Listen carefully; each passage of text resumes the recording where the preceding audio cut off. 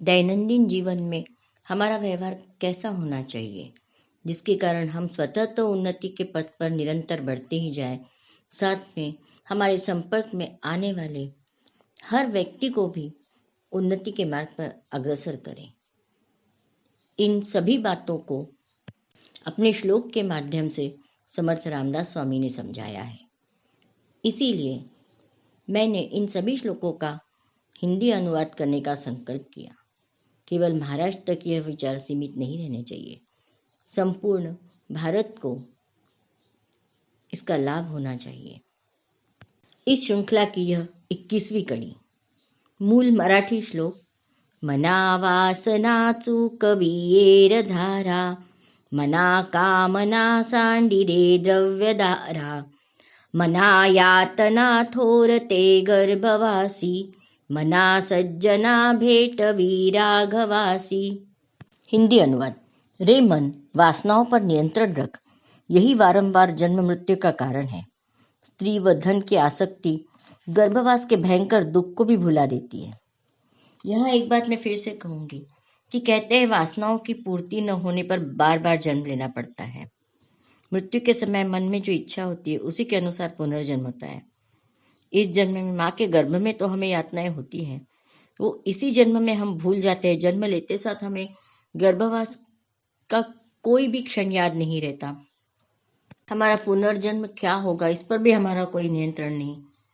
परंतु आज तो हम जो चाहते हैं वो कर सकते हैं ना। आज जो हम करेंगे उसका फल हमें आज ही मिलेगा। आज अगर हमने पेड़ लगाया तो उसकी छाया हमें इसी जन्म में मिलेगी। हम पैसे कमाने के लिए इतनी भाग दौड़ करते हैं, इससे केवल हम या हमारा परिवार एक तरह से थोड़े रूप में संतुष्ट होता हो। पर यदि यही भाग दौड़ हम देश हित में करें तो क्या अधिक अच्छा न हो। बाबा आमटे ने वरोरा में कुछ कुष्ठ रोगियों के लिए पुनर्वसन केंद्र चलाया। उनका पूरा परिवार घने जंगलों में रहा। बहू बेटे सभी ने डॉक्टर होते हुए भी वरोरा जैसी छोटी जगह में काम किया। पुण्य श्लोक अहिल्याबाई होळकर ने माहेश्वरी साड़ी उद्योग का प्रारंभ कर देवालय बांधकर धर्म और कर्म, व्यापार, परोपकार सभी का एक प्रकार से सुंदर संगम किया। यही तो है राम को प्राप्त करना। आत्मा का संतोष ही तो राम है, जो हमें इसी जन्म में मिल सकता है। वासनाओं का, इच्छाओं का कोई अंत नहीं है। वासनाएं हमें गलत मार्ग पर ले जा सकती हैं। परीक्षा कोई पास करनी है तो उसे ईमानदारी से पास किया जाए, पढ़ाई करके पास किया जाए तो ही वह हमारे काम आएगी, हमारे ज्ञान में उससे वृद्धि होगी। परंतु यदि कोई बच्चा नकल करके पास हो जाता है तो क्या वह ज्ञान प्राप्त कर पाएगा। कई बार सुनने में आता है मैच भी सट्टा लगाकर खेले जाते, जीते जाते हैं। अगर सही तरीके से मैच खेला जाए तो खेल में ही उन्नति होगी। खिलाड़ी मन लगाकर खेल की तकनीक सीखेंगे।